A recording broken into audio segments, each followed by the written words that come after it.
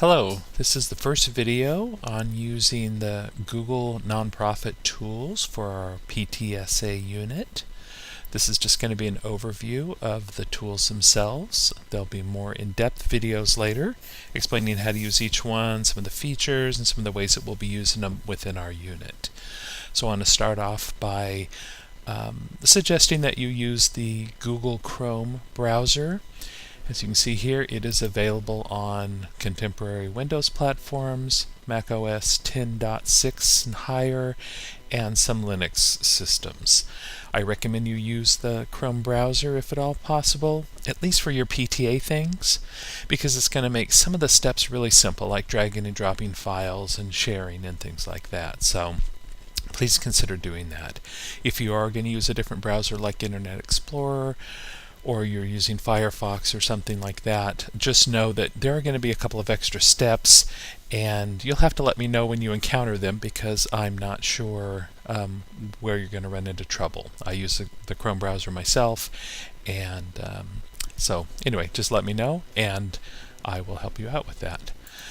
So back here, we're going to start first by logging in. Each of you has been given a login email address and a password that is associated with your position in the PTA.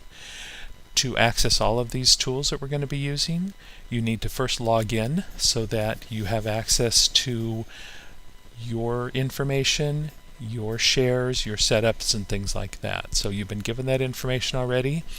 Go to google.com and make sure that at the beginning of the address up here it's HTTPS.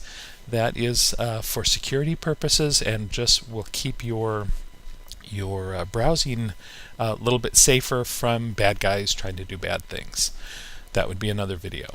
So once you're here, you will see a sign-in box here. Click on the box and you see the login. This is where you're going to put in your email address and the password you were supplied. Email address is not case sensitive, so it does not matter how you type it in. It does have to be correct though. And put in the password. Password is case sensitive, so make sure that it's exactly the way that it was provided to you.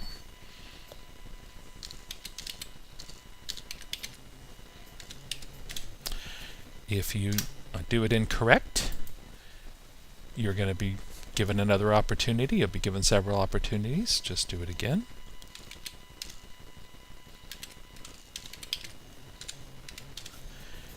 And if I did this correctly, I'm signed in. Everything looks the same with the exception of the sign-in box has been replaced by the email address that I logged in as.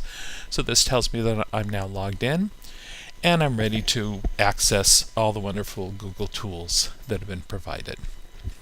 There are a set of tools here. This little block of little tiny blocks is your menu.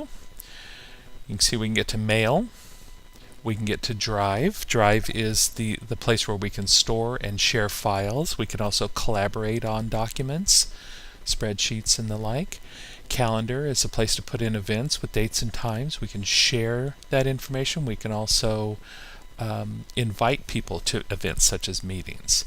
There's also Groups, which is what we use for our email group to notify everybody about meetings and have discussions through email. And lastly here there are Contacts, which is where to put business and people's names, addresses, phone numbers, email addresses, things like that, so that we can contact them later on. Those are the basic tools we'll be using. We won't be using sites right now, maybe in the future. There is a More button. You can click here and see other things you can do, and there's an Even More, which will show you everything you can do logged in as your position on Google. But I'm not going to go into that. That would be a long video. So back here, I can start with Mail. Mail is always also available right here. One less click. You can click there and you will get to the web-based email tool. This is a place where you can create emails. You can respond to them. You can archive them away, store things in other folders to get them out of your inbox and things like that. I will do a pretty extensive video, or maybe a couple videos on this, because there are a lot of cool things we can do here.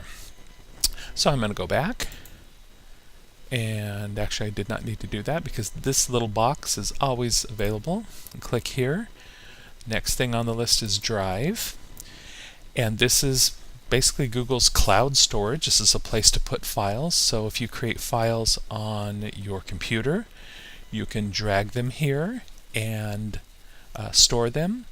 Once things like email, your calendar events, Drive, those kind of things, once they're out there in the Google system, you can access them not only from the computer you're working on, but any other computer where you have internet access and you can log in.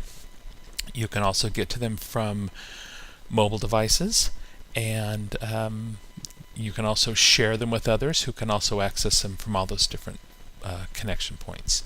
So basically, without going into too much detail here, this is a place to store files and share them with others. We can also collaborate, so we can all work together to build up an agenda or review and comment on meeting minutes before our meetings and maybe save ourselves a little bit of time at the meeting itself. It's also a great place to store things like flyers and information for the others in our unit, but also for your predecessor. A list of how things were done for a particular event, your predecessor can find it in here and not have to rebuild the wheel each time. Next tool I want to show, I'll probably do a couple videos on this. Next thing I want to show here is Calendar, and it is just a place to create events. You can set reminders so that they remind you ahead of time that you're supposed to be somewhere. Also, you can share them with others and invite others to the event as well, and track people's planned attendance. Next tool is Groups, and this is a place where you can control your account, or your email account, and its participation in our email groups.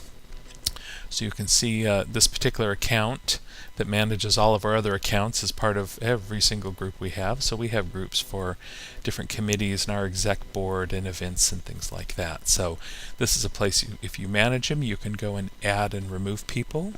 It's also a place that you can change how you get email notifications from the groups. And lastly, Contacts. And this is a place to put people or business information, their email address, phone numbers, addresses, even some notes about them for you to access later on, and also, of course, for your predecessor. So that is the basic tools. As you can see, while I was clicking on these different things, Google Chrome was opening up different tabs for each thing, so I can go jump around and work on different things at the same time. And go back here a couple. Will take me back to the main screen. There we go. So back to the opening screen where we started. The last important thing here is to log out when you're done. So that will make sure that other people can't get in and do things or delete things or what have you with your account. So up here where your email address is listed, click on it, select Sign Out, and once you see the Sign In button has appeared, you're now logged out. These other tabs will not work if you try to do anything. It says, oh, you logged out. It's no good. So all these tabs are not functional anymore should you accidentally leave them open. So that's it for this first tutorial. Again, I recommend you download and install the Google Chrome browser and make your life a lot easier. But if not, at least go to Google, log in, and poke around on some of the things that I just showed you here. And we'll have some videos coming up in the future. That's it. Take care.